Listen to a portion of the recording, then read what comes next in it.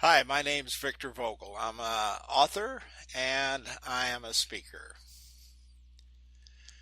I've been struggling to understand Donald Trump and why he behaves the way behaves.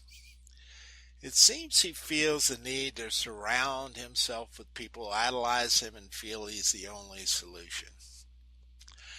This certainly fits a pattern of a narcissist, but that doesn't explain why he feels the need to behave like a narcissist. And thinking back on my consulting days, I tried to help leaders and teams understand why they did not fit. I remembered both some communication and psychology that might help people understand what is driving Donald Trump's behavior. First, but very important, is the idea that Donald, as a businessman, operates more like a CEO, where decisions can be overridden if he does not agree with them. So when he puts forth what he believes is a simplified version of a program, but is met with significant resistance in an environment he cannot override, it creates dissonance. More specifically, cognitive dissonance, where the environment he finds himself in is not at all like the business world he used to operate within. His comment that being president is harder than he thought first brought my attention to the idea that Donald Trump sees his role as conflicting and is experiencing cognitive dissonance. Cognitive dissonance is where something appears different than it should be. For example, in communication, cognitive dissonance is felt when someone shakes their head no, but utters the verbal word yes to someone else. The two communication methods, verbal and nonverbal, are confusing. Simply put, when someone is experiencing dissonance, they take action to correct it and bring things into alignment.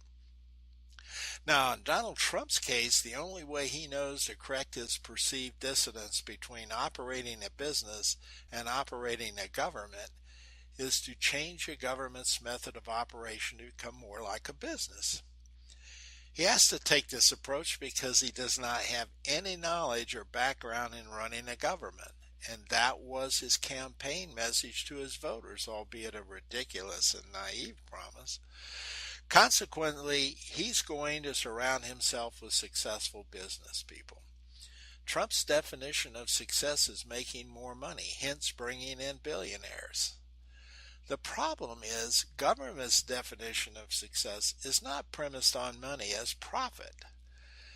To eliminate the dissonance between how businesses operate and how the government operates has only one solution in Trump's mind, and that's to change the government to operate like a business. And to do this, he has to eliminate everyone who does not think like him. When you understand this, you can then begin to understand many of his other actions.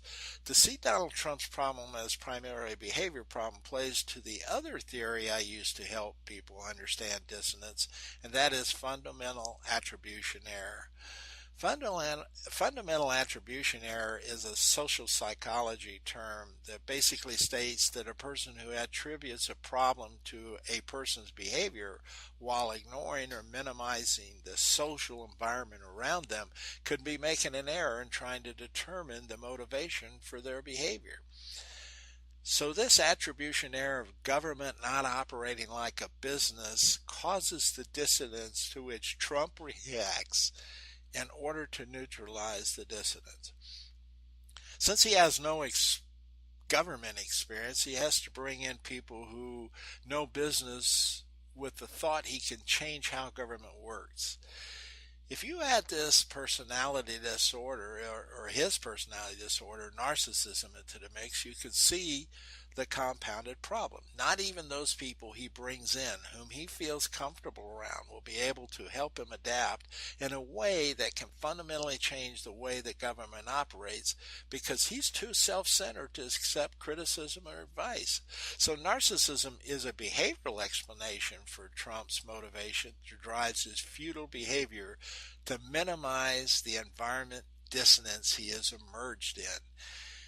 We know bowing to his narcissistic behavior will not eliminate the dissonance. All this is leaving not only Donald Trump, but also his staff, Congress, governmental departments, foreign governments, and the people of the United States frustrated. Now, the final nail in the coffin is the fact that even by surrounding himself with all of these marvelous business minds and lawyers, he cannot effect the change to eliminate the dissonance because the Constitution provides for a balance of power. Not a business concept, by the way, and that is not going to change no matter how hard Donald Trump tries. Add this the problem, his unethical behavior with foreign adversaries, and you have the formula for failure. The question is, how long will it take to completely fail as president? Of course, there is the off chance that he could understand all this and realize he, Donald Trump, has to change, and things could function very well. Like it or not, this would be the most desirable outcome for the American population. But don't hold your breath. This is Victor Vogel. Thanks for taking your time to watch this video. Have a great day.